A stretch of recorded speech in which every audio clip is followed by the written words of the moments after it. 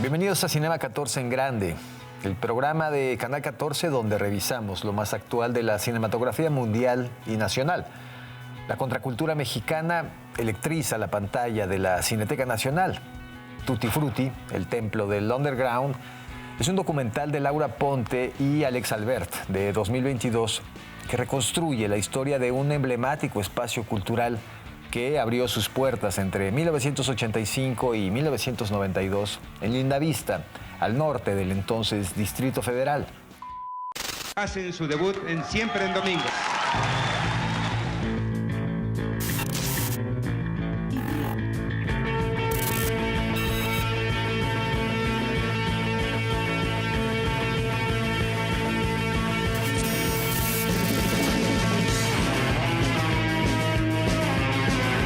En los 80, un régimen político controlaba todos los aspectos de la vida ciudadana.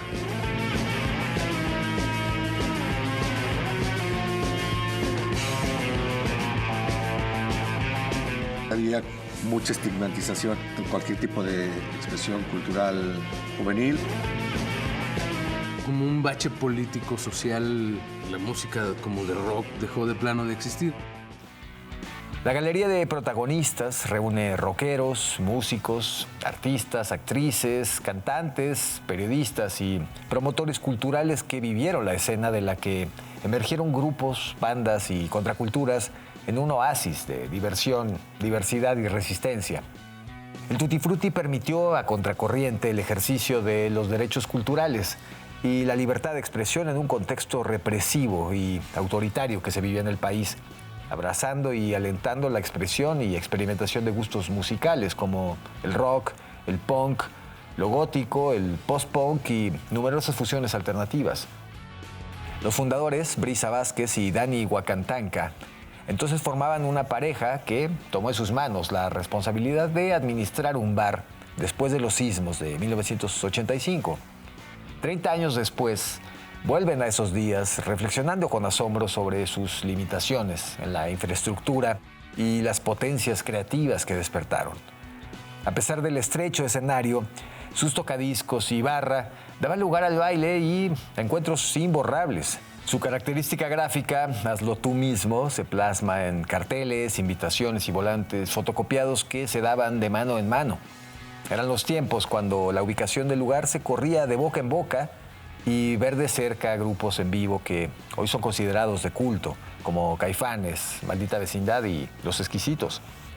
El documental nos lleva a través de fotografías, archivos, fragmentos televisivos del monopolio de la televisión en la época para contrastar con la represión sistemática contra la juventud y la estigmatización de la diferencia.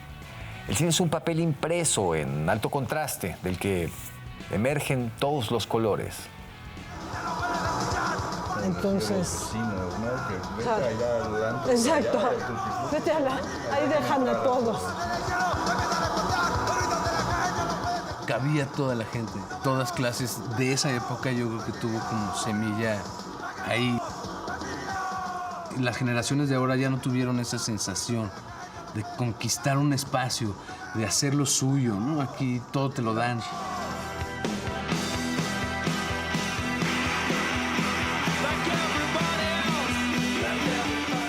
Esto se volvió el regreso de los jóvenes a tener un espacio de existencia, ¿no? Que la gente hasta la fecha pues se los mueve. Hay gente que dice que se educaron ahí, que crecieron ahí, que cambió su vida, ¿no?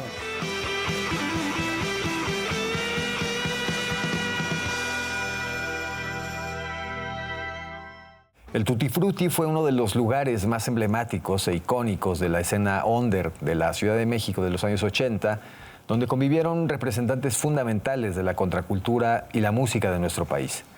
Y para hablarnos más sobre este trabajo, nos acompaña hoy Alex Albert, codirector y fotógrafo del documental Tutti Frutti, el templo del underground.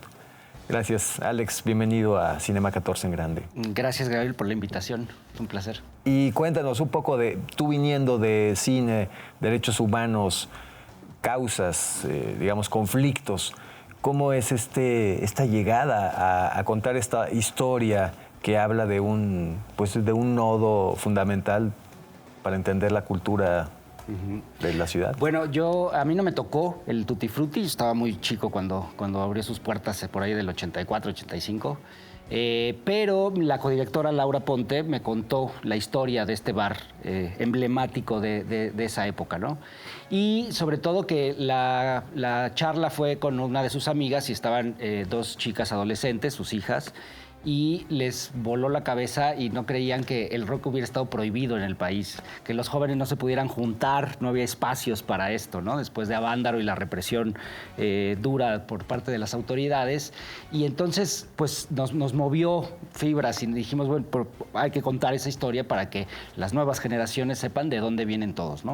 Y bueno, pues este emblemático lugar donde de manera clandestina abre sus puertas y empiezan a converger pues, diferentes artistas, ¿no? Diferentes fotógrafos, pintores, escritores, músicos, ¿no? Y pues es una escena artística muy importante, la cual ahora pues tiene sus propias galerías, las bandas son las que llenan los estadios, Caifanes, Café Tacuba, Maldita Vecindad, Santa Sabina. Nos tomó bastantes añitos hacerlo, pero lo logramos. Y encontraron materiales invaluables, fotográficos, de archivo. ¿Cómo fue esa búsqueda? Pues mira, pensamos que era casi imposible que alguien se fuera de reventón en los años 80 con una cámara a un lugar como estos, ¿no? Era casi imposible.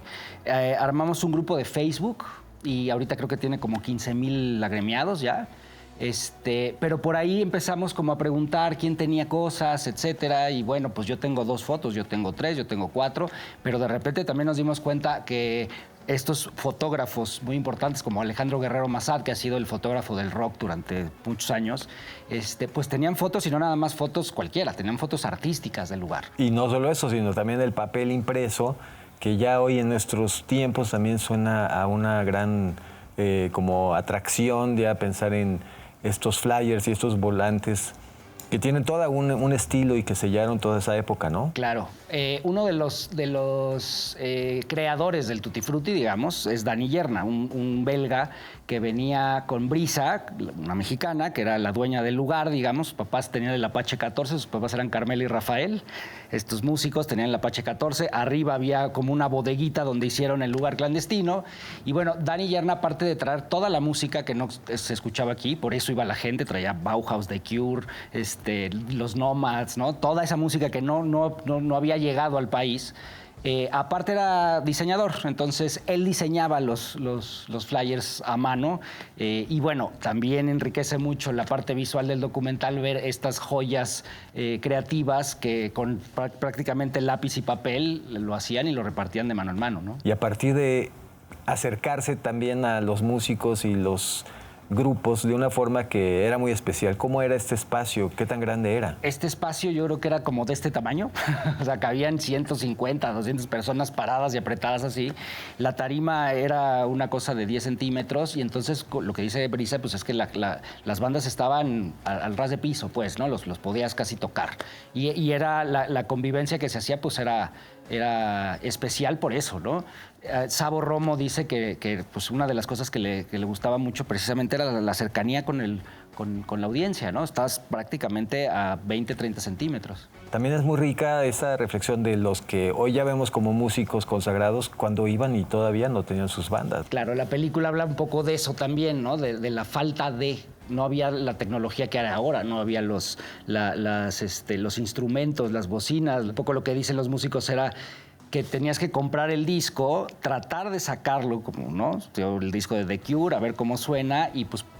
Y era lo que te daba el sonido original, digamos, ¿no? Sí, además en un momento del país y de la Ciudad de México muy particular, ¿no? ¿Cómo fue reencontrar y hablar de este post-sismos de 1985? Claro, pues en el 85, si te acuerdas, las autoridades no se dan abasto, ¿no? Es una tragedia enorme y muchos de los jóvenes universitarios son los que salen al quite a las calles. Ellos son los que se ponen sus chalecos y sus cascos y empiezan a organizar los rescates y la reconstrucción de la ciudad. Entonces, ese empoderamiento de los jóvenes también es muy importante y da entrada a esto, ¿no? A buscar espacios, no dejarse ya de reprimir por las autoridades. Empieza como una lucha y que se logra, digamos, a partir de esos espacios, ¿no? A ustedes les tocó la producción un poco también llegar en un momento muy difícil a levantar el proyecto o tener una pandemia por ahí. ¿Cómo fue ese? Pues sí, es un proyecto que lo levantamos prácticamente pues con nuestra lana de nuestra propia bolsa. Se nos atravesó la pandemia, estuvimos 3 años parados, pero bueno, nunca dejamos de trabajar. Creo que el trabajo, te digo, que hizo Laura con todo el material de archivo, sí fue un trabajo muy, muy arduo, digamos, de conseguir las cosas y conseguir, por ejemplo, las licencias musicales, ¿no? Tenemos un muy buen soundtrack, es un proyecto musical increíblemente. Y el público lo está agradeciendo, ¿no? Están llenando las salas, hay una recepción muy, pues, quizá de boca en boca. ¿Cómo ha sido que la gente ya se está enterando que está en las salas? Bueno, pues también gracias a ustedes, ¿no? Gracias a los medios, gracias a la comunicación en redes sociales y sí, estrenamos hace unos días en la Cineteca y bueno, lo que dicen es que pues hemos tenido salas llenas casi prácticamente todas las funciones, lo cual se agradece mucho que un documental pues pueda tener esa visibilidad. Claro, y se agradece además ver a estos personajes que generalmente se ve en acción, en la escena, detrás de su instrumento, y ahora escucharlos, ver sus reflexiones, ver cómo están atando todo esto que también ha ido cambiando, que por supuesto es irreversible, pero que también vemos qué importante es ir a esos kilómetros ceros donde algo comenzó porque era necesario y bueno, hoy ya se vuelve pues un alimento, ¿no? Para las nuevas generaciones, los jóvenes, ellos, ¿qué te han dicho? ¿Qué les han dicho? Pues mira, también hemos presentado la película en la UNAM, la presentamos en la Ibero, ¿no? En algunas universidades donde los jóvenes lo reciben perfectamente bien,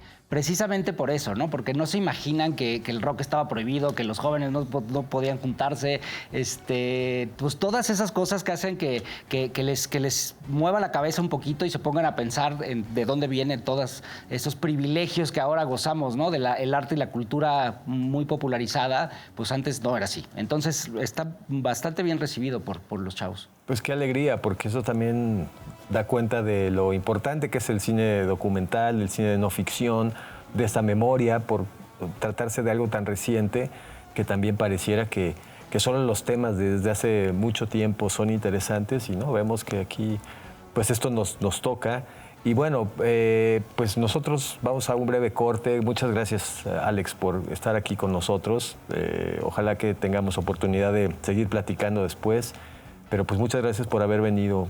Al contrario, Gabriel, muchas gracias por invitar y bueno, pues los esperamos en las salas a que vean la película y la disfruten. Claro que sí, iremos muchas veces. Y bueno, nosotros vamos a un breve corte y volvemos con más recomendaciones en Cinema 14 en grande. No se vaya. Cinema 14. Continuamos. Cinema 14. Regresamos. Estamos de vuelta en Cinema 14 en grande con más recomendaciones para ver en salas de la Cineteca Nacional, donde la memoria se refresca con cine latinoamericano. Los Caminos del Che, de 2023, es un documental sobre la amistad, los viajes y las revoluciones de las conciencias.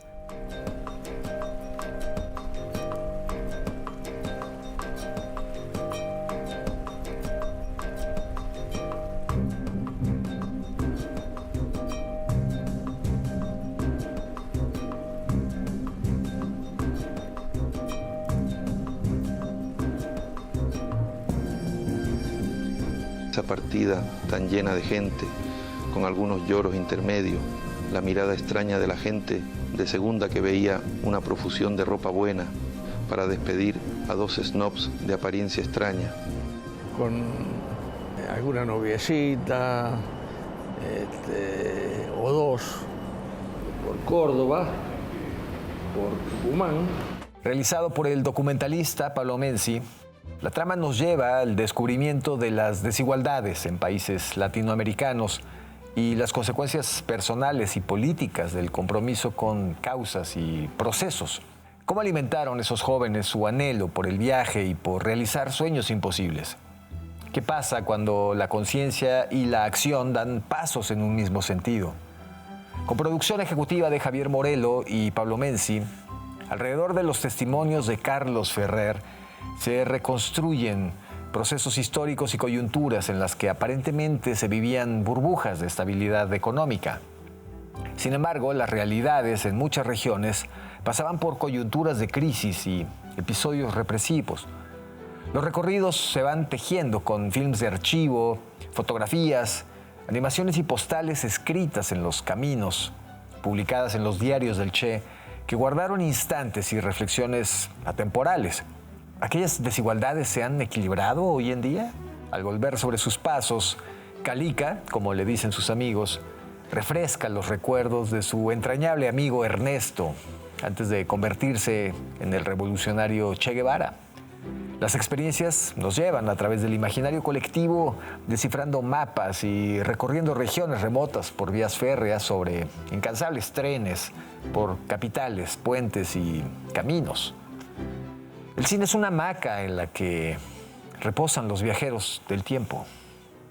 Y para él no había imposibles. Y de ahí nació la amistad con Alberto Granado, y de ahí nació el viaje de Ernesto con Granado en La Poderosa y la película Diario de Motocicleta. Pero mira quién está acá. Hola, Dios. ¿Cómo te va? Una hija de Alberto Granado, nada más ni nada menos, ¿eh? Y yo me agarraba una bronca, sé qué lástima que en esa moto no cabían nada más que dos, ¿no? No te preocupes, Calica, que dentro de un año vamos a viajar nosotros. Le digo, ¿qué mierda vas a darte esa materia en un año? Si no, vas a ver que sí, que la voy a dar. Ernesto se ponía.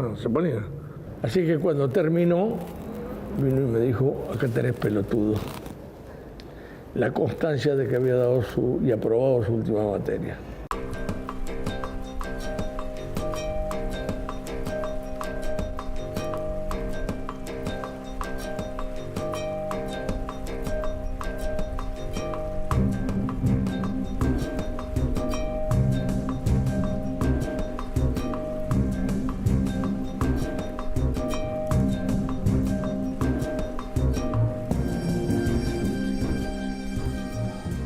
Y la Cineteca Nacional también abre su pantalla al cine documental producido digitalmente a través de videojuegos, en los que participan artistas visuales, cineastas y músicos. Needs Island, la isla de la simulación, producido por Boris Garavini con Le Film Invisible, Le Valais des Images y el Centre National du Cinéma et de l'Image Animée. Fue escrita, fotografiada, dirigida y musicalizada por Etienne Barbier, Guillaume Cos y Quentin Legouache, artistas nacidos al sur de Francia en los años 90. Don't shoot at documentaries. An interview about what? We are looking forward to meet you and talk about your way of surviving here. Do you know how to navigate via the stars? No. Look at the Big Bear. It's really beautiful here at night. Do you think the groups here are trying to mimic the way the humans are behaving in the real world? We live in Berlin. That's kind of nice to come into this game and see some fake wilderness and just sort of roam around. The whole thing is a social experiment. La edición de Nicolas Bansillon resolvió el desafío de integrar y concentrar las 900 horas de juego que les tomó a los cineastas recorrer los 250 kilómetros cuadrados que forman parte de DayZ, un videojuego interactivo de terror diseñado por el estudio Bohem Interactive con sede en Praga, cuyo objetivo es sobrevivir en un mundo post-apocalíptico en el que al abrir una sesión no hay posibilidad de pausarla, lo que hace que el avatar quede expuesto a un ataque enemigo o para quien juega sea difícil separarse de la pantalla y soltar los controles. DayZ fue creado por Dean Hall, desarrollador que sirvió como oficial comisionado en el ejército de Nueva Zelanda y asistió a un entrenamiento de supervivencia en Brunei, en donde se le ocurrió la idea del juego de rol que presentó a sus superiores, pero no obtuvo una respuesta favorable. Años después le añadió zombies y su juego se volvió un fenómeno mundial. Entre jugadores de rol y a través de sus avatares, los artistas franceses se adentran en los escenarios y entrevistan a players en todo el mundo. La confianza nos lleva a la subjetividad de las razones, motivos, miedos y abismos personales. En la realidad virtual es posible abarcar todas las realidades. El cine es un simulacro que revela verdades con máscaras transparentes. Consulten la página de Cineteca Nacional para conocer funciones de estas películas y nos vemos en el cine.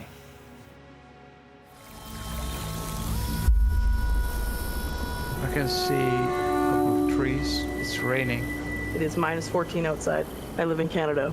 That's cool. Southern Finland is locked down from the rest of the country. There's not a lot going on here except me and my computer. It's a hot night. I'm at my homework desk. Hopefully you cannot hear my child crying. He's asleep. Give me your definition of the term in real life. Este año se cumple el centenario de El acorazado Potemkin, de Sergei Eisenstein. La célebre película, producida en 1925 en la extinta Unión de Repúblicas Socialistas Soviéticas, la URSS, basada en el motín en un buque de guerra de la Armada Imperial Rusa que fue apoyado por la población, la cual fue reprimida por la Guardia del puerto de Odessa, en Ucrania, a finales de junio de 1905.